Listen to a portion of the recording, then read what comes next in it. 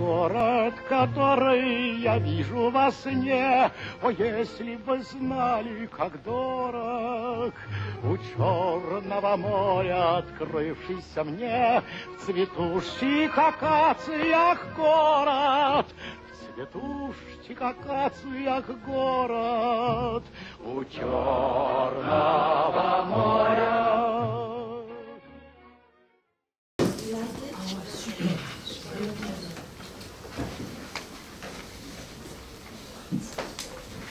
Всім доброго дня, я з Тайваня, ну я хотів говорити українською чи російською, але ще погано розмовляю. Тоді думав, що краще не попробувати. So I'll be still speaking English. Okay, so my topic today is called the Chinese revolutionary, communist leader, communist families. Xuehong in the time of turbulence. So I'm from National Chengchi University, PhD student from Taipei, Taiwan.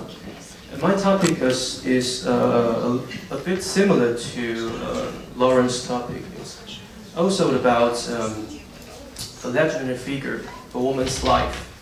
So before submitting this abstract, I was intended to write on her, but through three different texts, through a biography, a novel, and another non-fiction work. But I think that might be, considering the audience, that might be too boring. So I just simplified my presentation.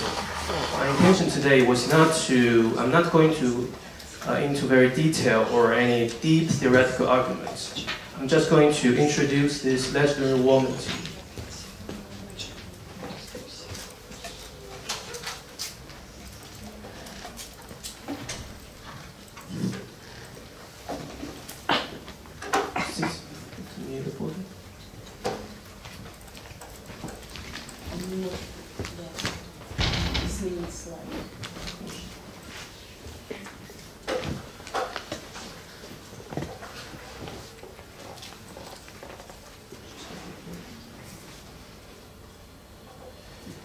Okay, my presentation is divided into two parts.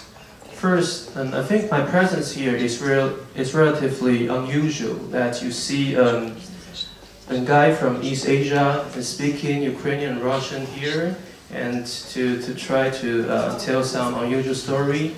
So I guess most of you are not that familiar relatively with the history of Taiwan, or is it part of China? So before introducing this figure, I would like to give a brief introduction, a background knowledge to you that what is Taiwan, the history of Taiwan during the time of revolutions. So you see these two flags. One is called ROC, which stands for Taiwan. One is PRC, stands for China Today. Next one, please. So both of them actually, to this day, still operates de facto as two countries. So we know that after World War II, Taiwan is actually led by Chiang Kai-shek. That's most of you must heard. Chiang Kai-shek, this is the conference after the World War II that Chiang Kai-shek had meeting with Roosevelt and Winston Churchill. So you can actually see that the Taiwanese government flag is on the founding members of the United Nations, which means Chiang Kai-shek's government was actually one of the founders of the United Nations. Next one, please. But after 1945, there was a civil war during only mainland China between the communist government and the Chiang Kai-shek's government. There was the fight between Chiang Kai-shek and Mao Zedong. So the civil war lasted for 4 years. Next one. So that's for 4 years, and we all knew the result that Chiang Kai-shek's government brought many intellectuals or lots of people with him to Taiwan and started another government. So we can say that before 1971, there's the Taiwanese government was actually legal in the world and recognized universally. And after 1971, the Communist Chinese government replaced the seat in the United Nations, which resulted in the United Nations General Assembly resolution. Next one, please. So, in sum, you can just easily see from this picture that you have the territory of Taiwan here, the island in the right. You have mainland China in the left. So, the story I'm going to tell today is also a century years ago, which happened around the early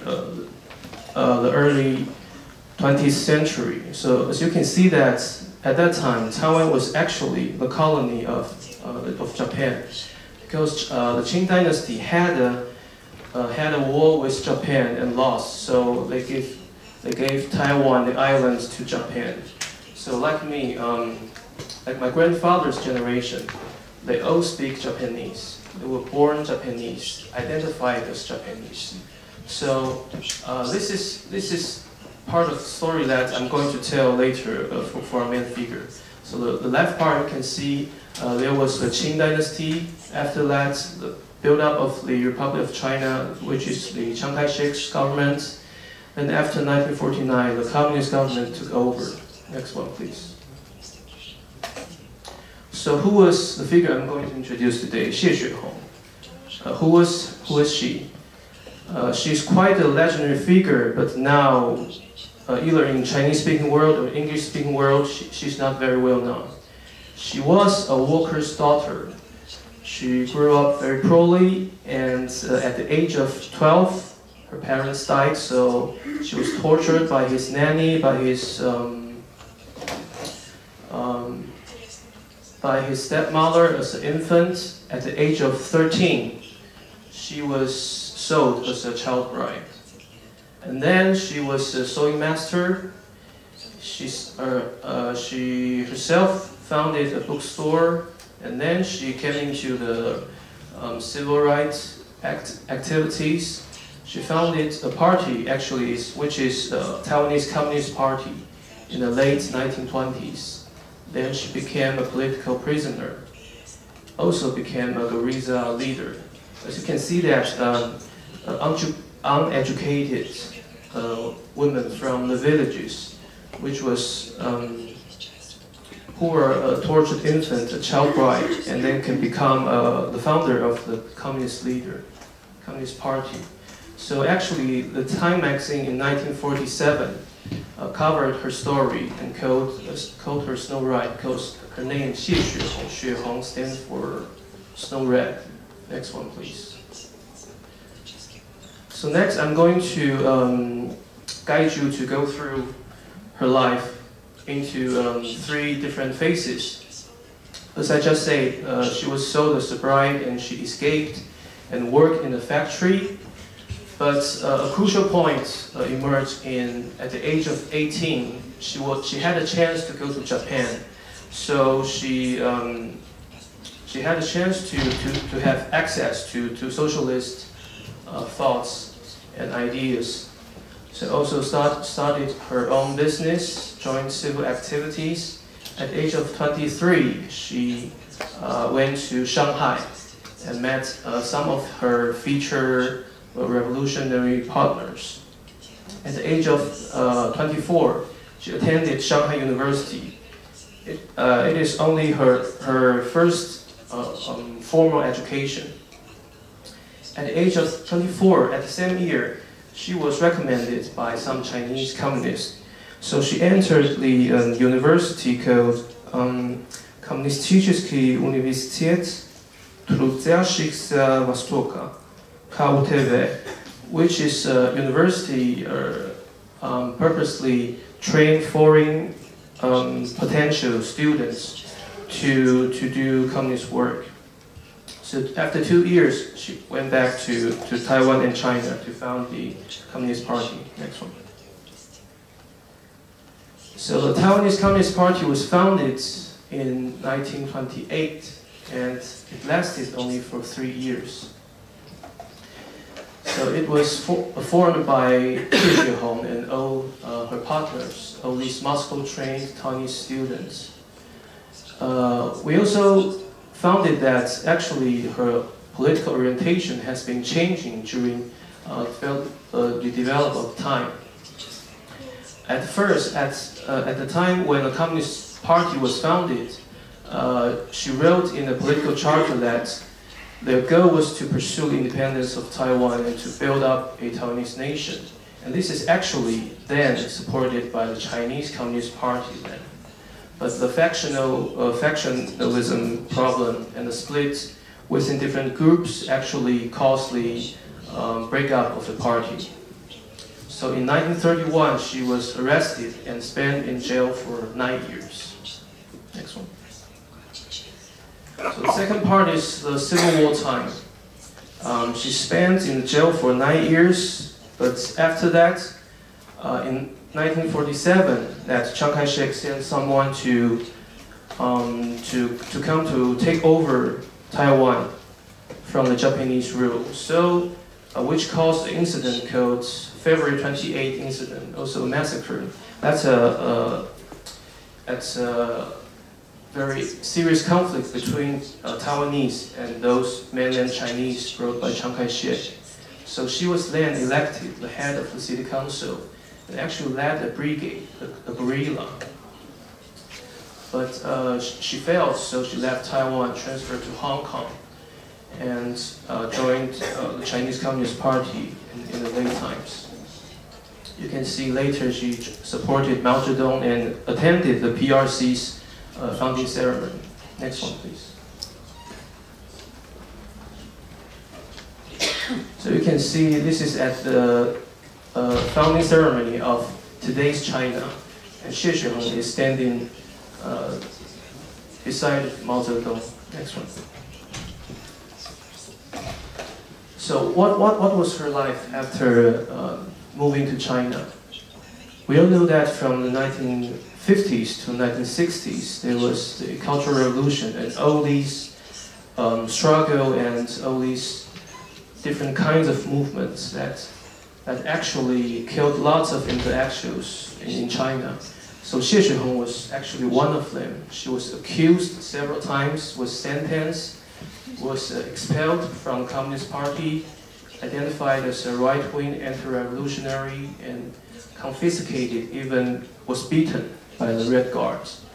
So she actually ended up dying in Beijing at the age of 69. You can see on the picture down here, it was she was already almost 70 and was beaten by the Red Guards. Next, please. So just to sum up, I give this unique case of a Taiwanese revolutionary, which is, until this day, not very well known, either in Taiwan or in China or in the whole world. We can see that how could an educated working class daughter become a communist leader? And also, she through her whole life, she believed in the proletariat belief, socialist thoughts, which actually caused or destined the tragedy of her destiny. We can also see the shift of her political orientation. First, she was pro-Taiwanese independence before the Chiang Kai-shek came, but she failed. So in China, she turned to support Taiwanese self-governance. But actually, in the end, Mao Zedong gave nothing to her. So, she ended up with nothing.